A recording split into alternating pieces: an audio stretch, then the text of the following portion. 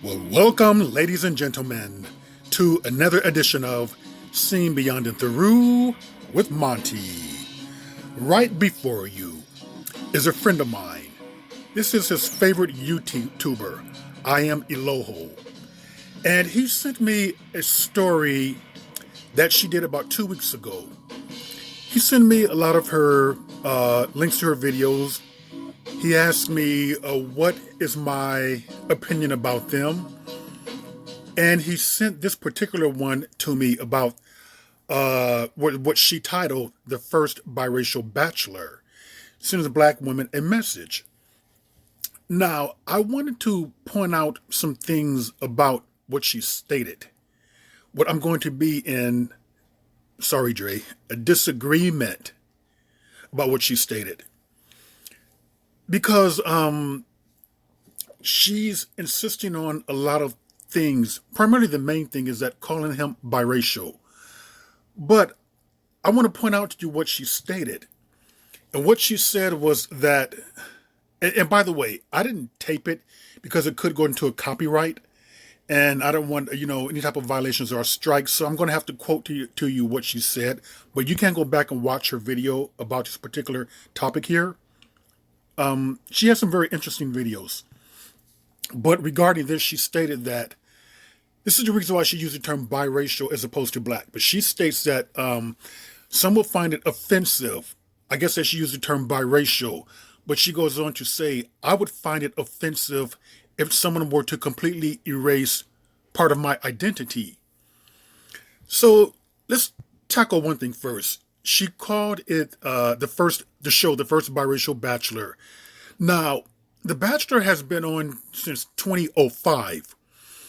And there has been like 19 plus, I believe, bachelors. I looked at one of them and I'm sitting up there thinking, he looks like he could be possibly white and Asian. I don't really know if this is the first biracial bachelor, as she put it. Some of them could be a combination of white Hawaiian, white Chinese, white Japanese.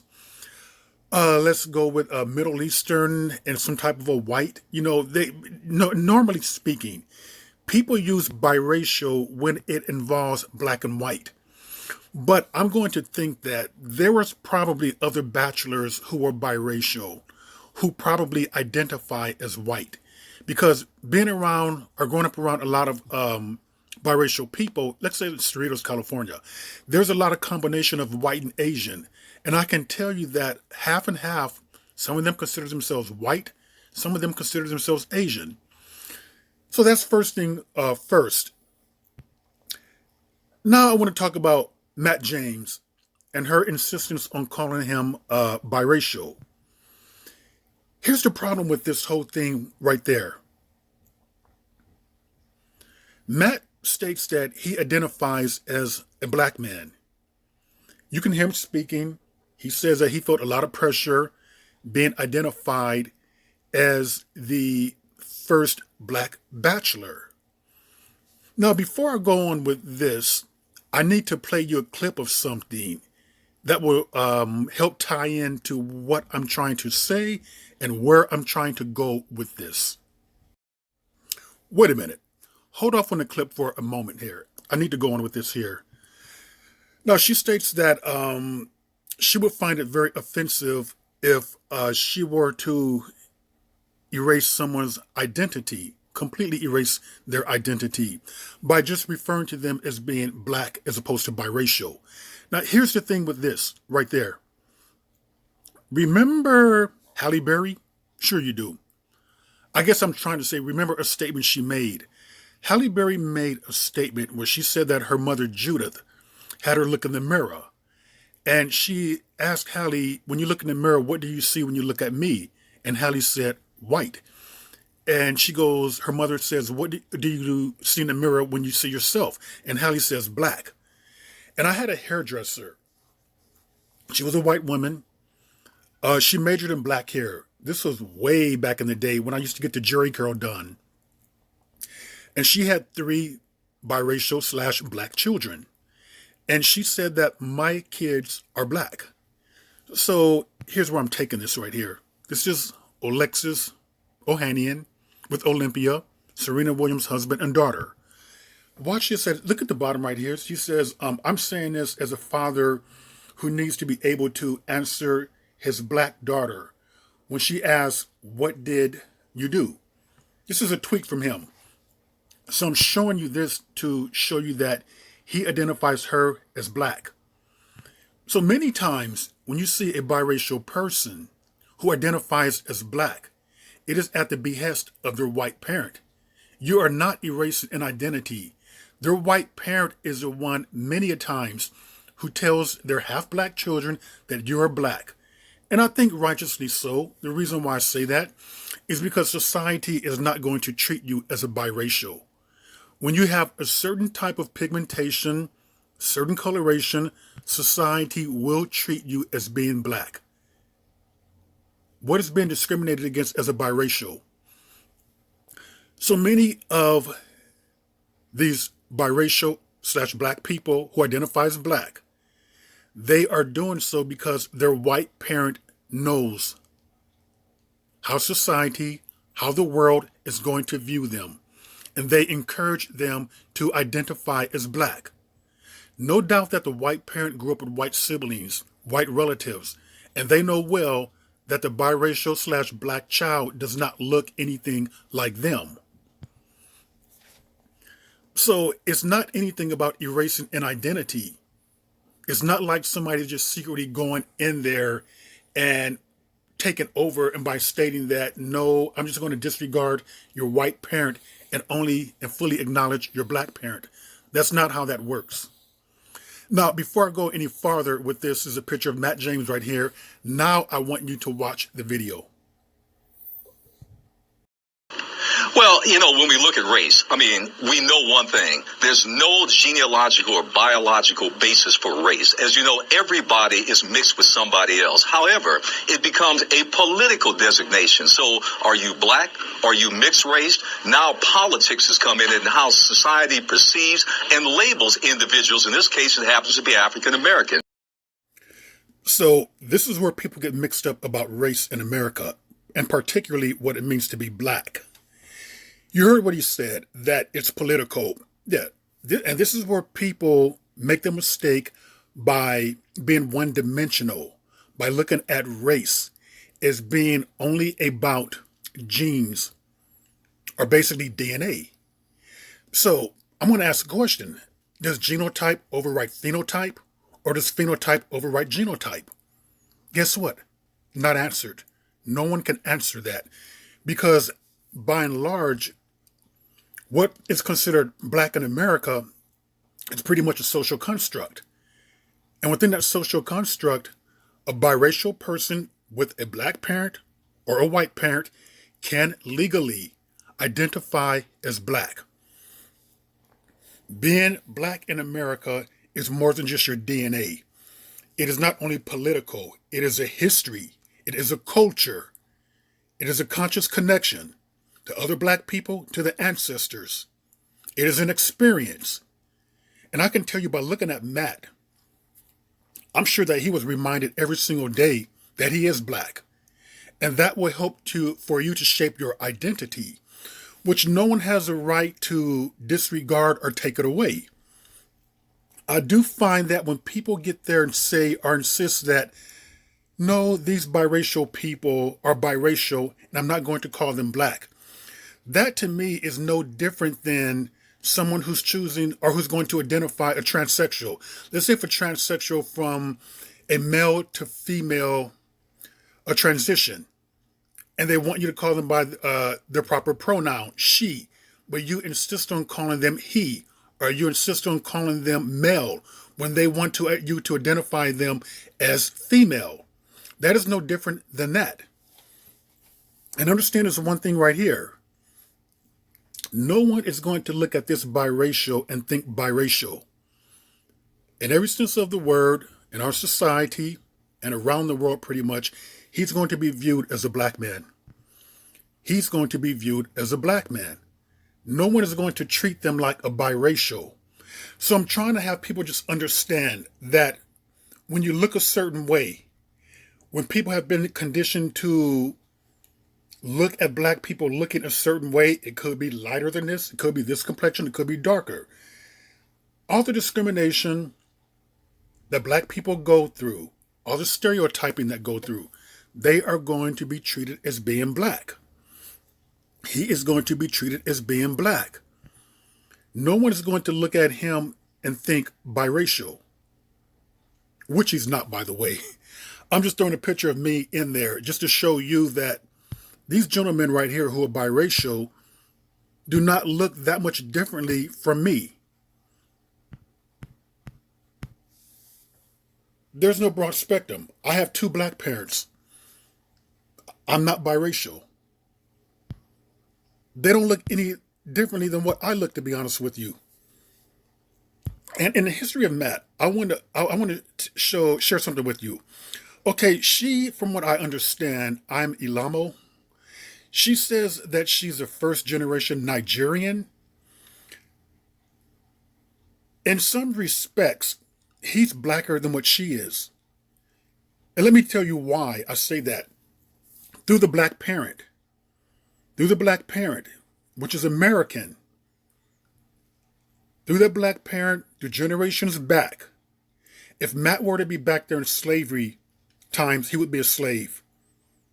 If he were to be back there during, let's say, lynchings, if he did the wrong thing, he would be lynched. Through segregation, he would have to walk in through the back door. All of these gentlemen right here would have to walk into the back door. And I say that Matt is blacker than what Eloho is because basically through his ancestors, they went through slavery, they went through black codes, they went through Reconstruction, they went through Jim Crow, they went through the Civil Rights era. If you are a first generation Nigerian or African or even a second generation, you did not go through any of that. So that right there is a culture and a history and some type of a connection that he has with black people of the past. So being black is not just based upon your DNA. It is more than one thing. And that trips people up a great deal. And let me just tell you one thing about identifying people as how you want to identify them. This is not just focused on her, but I've heard this a great deal about people who want to become race police. It's almost like they feel very uncomfortable how a biracial person chooses to identify. Before I get into that, let me say this. This is not to tell biracial people that you should identify as black, that you have to identify as black. I believe that you should identify how you want to. For those biracials, I've stated this before, if you identify as black, I consider you my brother and sister. If you do not, then have a good life. Tiger Woods does not identify as black. He considers himself a Kablanasian. I do not believe The Rock identifies as black neither. If they do not identify as black, leave them alone. Allow them to identify as they want to identify. But if this man identifies as black, and he has every right to do so, respect that.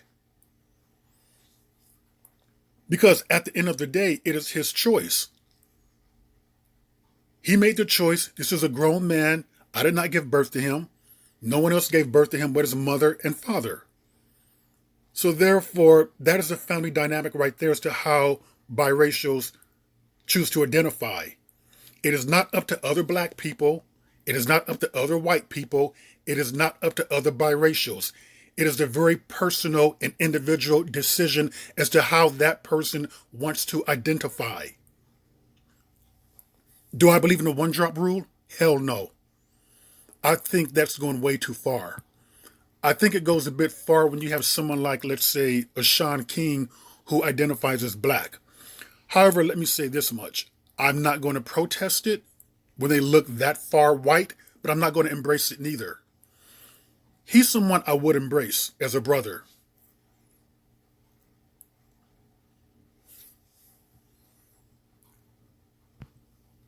So people need to understand that a lot of times people identifying as black, as I stated before, is shaped upon their experience. They have no experience as being identifying in the real world out there in society as biracial. No one's going to treat anyone that looks like this as a biracial. No one's ever treated me as biracial. And they do not look any differently than what I do.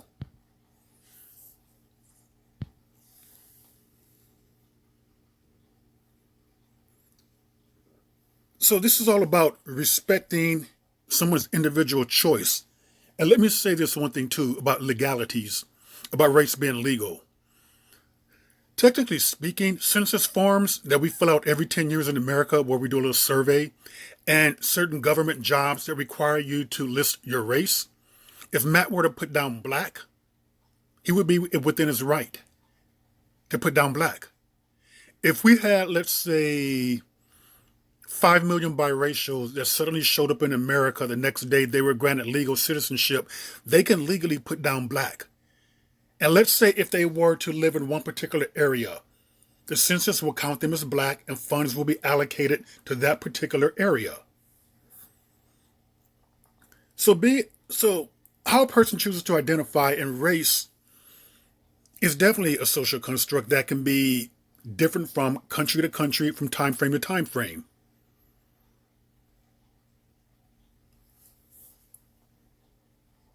So we have to make very sure that if we feel uncomfortable about something, if we don't really know something, if we have not really studied something, sometimes it's just best to be quiet about it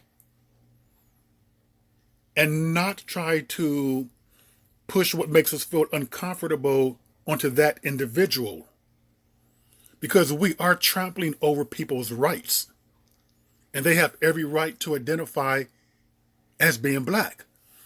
And let me just say one thing too about biracials. Many of them went through, we know this, many of them were slaves. They were definitely slaves back then and there. They went through all the things in which I mentioned to you: slavery, black codes, reconstructions, Jim Crow, civil rights. They fought with black people. They died with black people. They escaped with black people. They were lynched with black people. They were in the civil rights. They fought for black people. I think it's a terrible thought to cast someone aside who identifies as being black after all the fighting in which many of them have done for us in the past and fought right along with us, to get there and say, oh no, you're not black anymore. I do not identify you as being black. With many people, and I'm looking at people today, these YouTubers, not so much as Eloho, but I'm talking about younger ones. I've seen people in their 20s who have not done a damn thing in terms of fighting though, who are making decisions about people's lives, about what they are, how they should self-identify, what race they are. Shit, how dare they? What type of fighting have they done, really?